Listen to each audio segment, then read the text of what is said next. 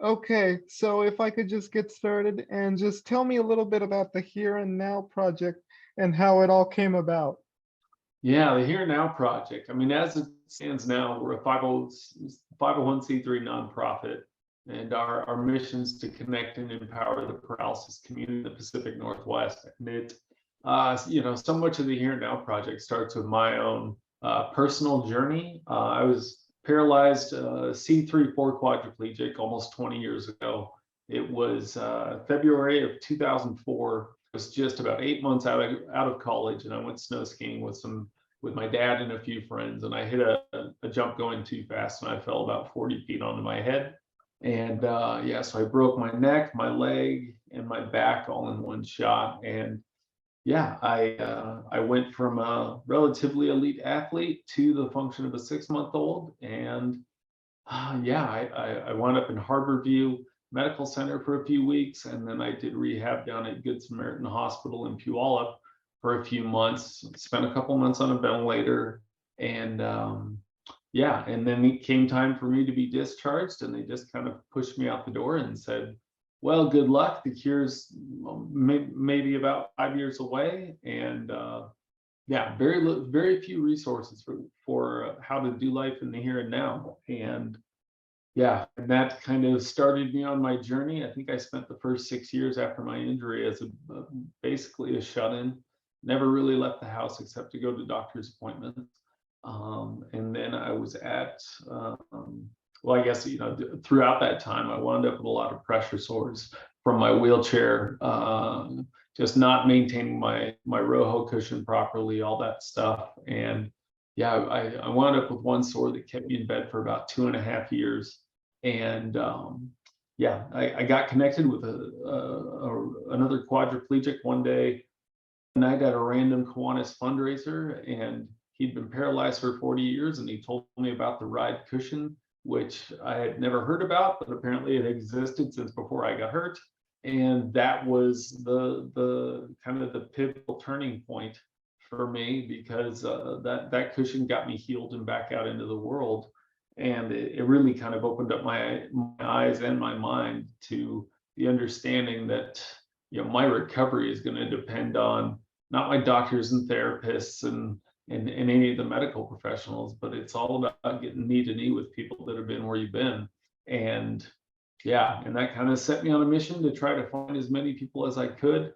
And it was a fairly long haul. It was like even 2010, we weren't as connected as we are now.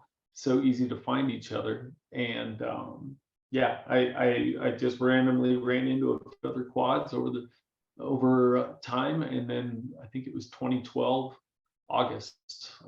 I think it was August 13th, I think, of 2012, that we were at a barbecue for one of our friends' 25th anniversary of his injury, and there are 7 of us sitting around a circle telling each other's stories. Like I got to hear seven different versions of my story come out of other people's mouths, and I got to hear my family stories come out of other family members' mouths, and that was kind of the spark that lit what has become the Here and Now Project. And we flash forward almost a decade, well, a little bit over a decade, and we've gone from about those 7 people sitting in a circle to somewhere between 500 and 600 people in Western Washington and the Pacific Northwest.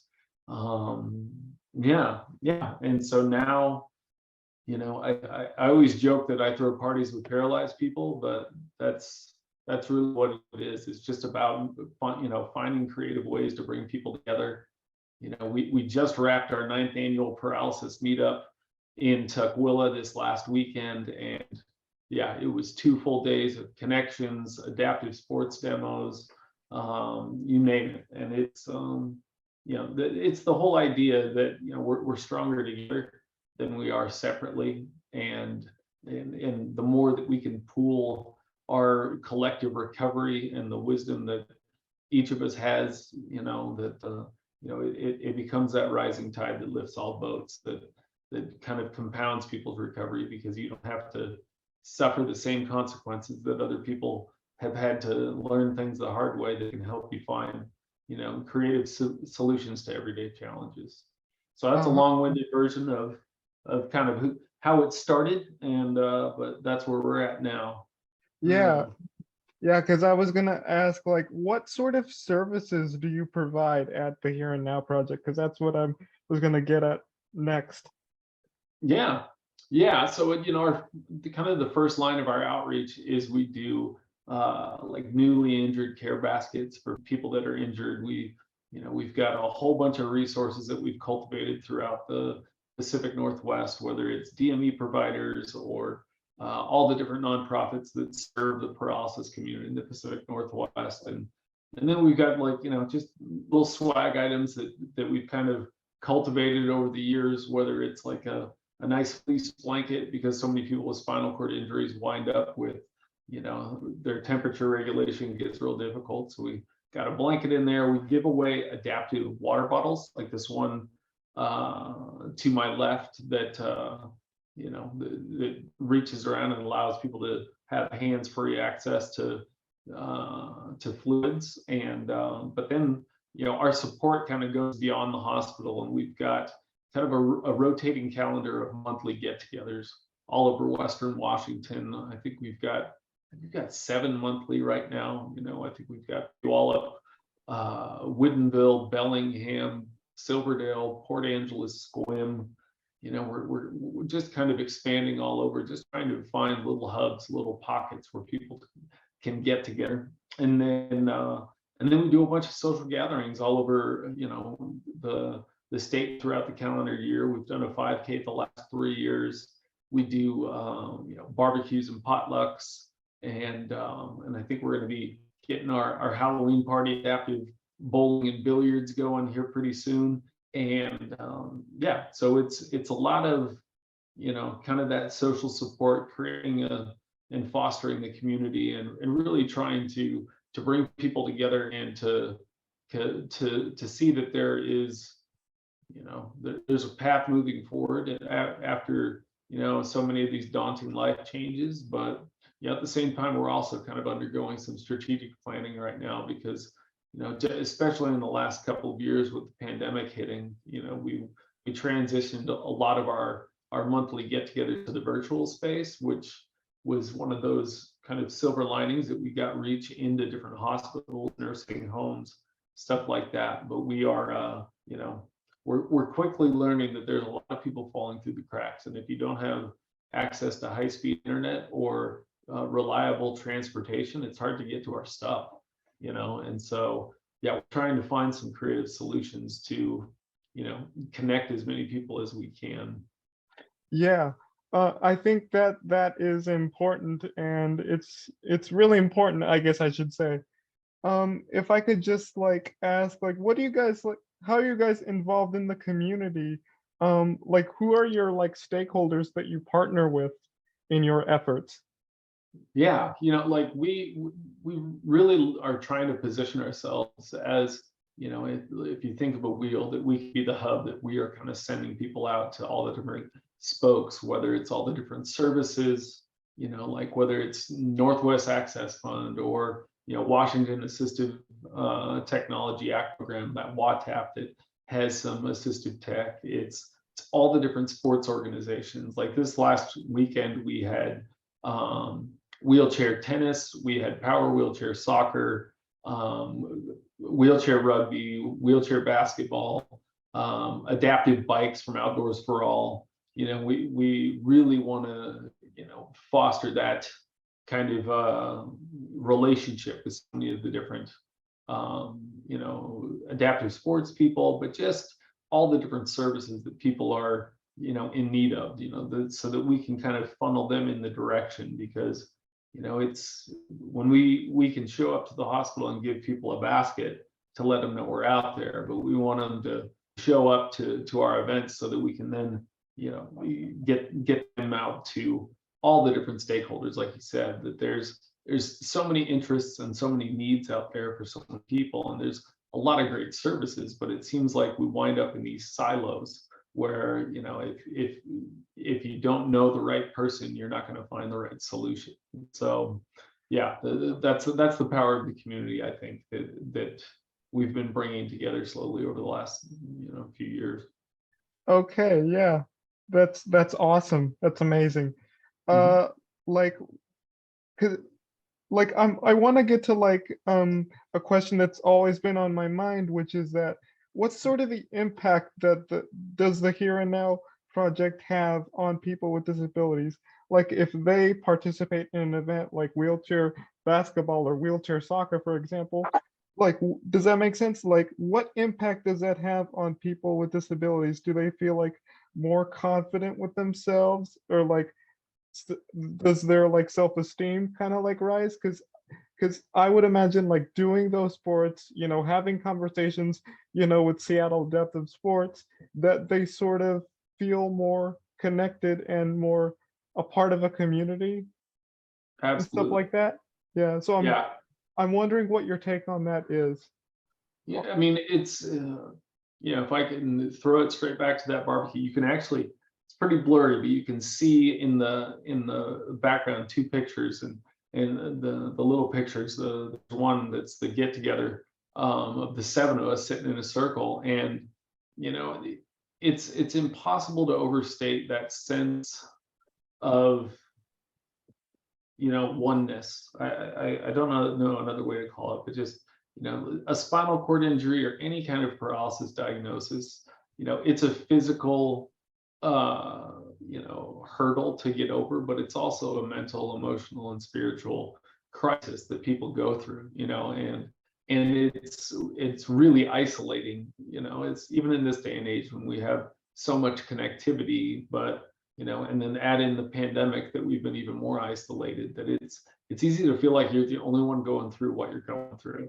And the minute you get knee to knee with one other person that speaks the same language, you know, it's that much more powerful, because you don't have to explain things to people that have been in similar situations. I don't have to explain bowel programs or autonomic dysreflexia or wheelchair issues or lack of access to things. I'm not, it seems like with people that have not been in this situation, there's a lot of unpacking and a lot of explaining that you have to do. But the minute you get around, one person, five people, 10 people, and then you show up to one of our big Here and Now events, and you're in a circle with 65 people with similar disabilities, all with different nuances, because we're predominantly spinal cord injury, but we've got people with cerebral palsy, Duchenne muscular dystrophy, spinal muscular atrophy, all those different paralyzing disorders. And it's like,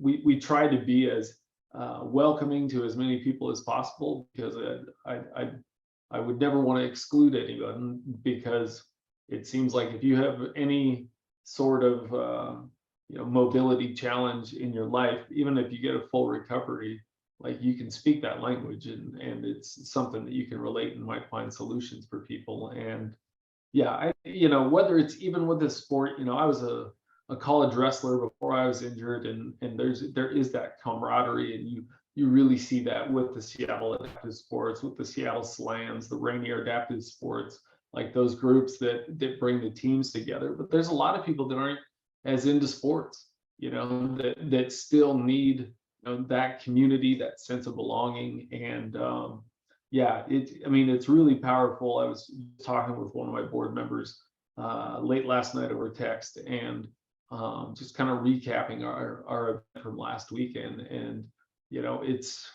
it's really powerful when you'll see people come to the first day of our 2-day event, and you can tell that they're skeptical, and sometimes they don't even want to be there. And but they might have been strong armed by family or friends or someone else, and they don't want to be there. But then they show up the second day and they're eager, like they are excited to be a part of the community, because yeah, they feel a part of something rather than feeling so alone.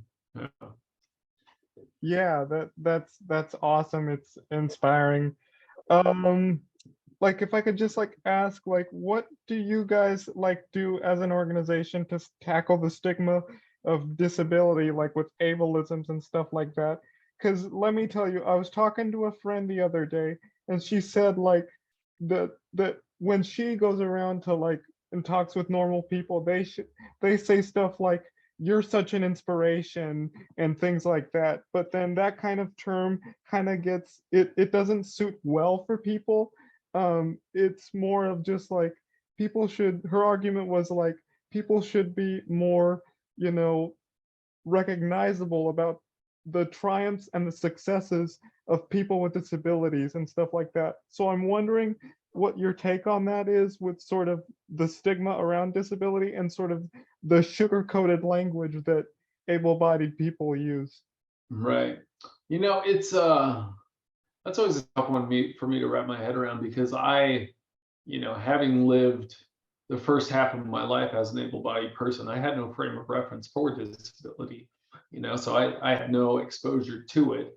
And so I can empathize with people to an extent, when they don't have a frame of reference themselves. And so, I don't get too bent out of shape by those comments. But I think, for me, especially with the Here and Now project and the way that we kind of approach things, is that we're normalizing being out in the community. We're just getting as many people out there that it's the more we get people to re-engage with the community and show up, the more people are going to see us, and the more they'll get their own frame of reference, because the more the world becomes incrementally more accessible, and the more that we can connect people and inspire and motivate them to get re-engaged and get reconnected with their communities, it's going to normalize things as a whole. Because like it was a wake up call for me, like because I thought all power wheelchairs were like the scooters they sold on the Price is Right commercials before I got hurt.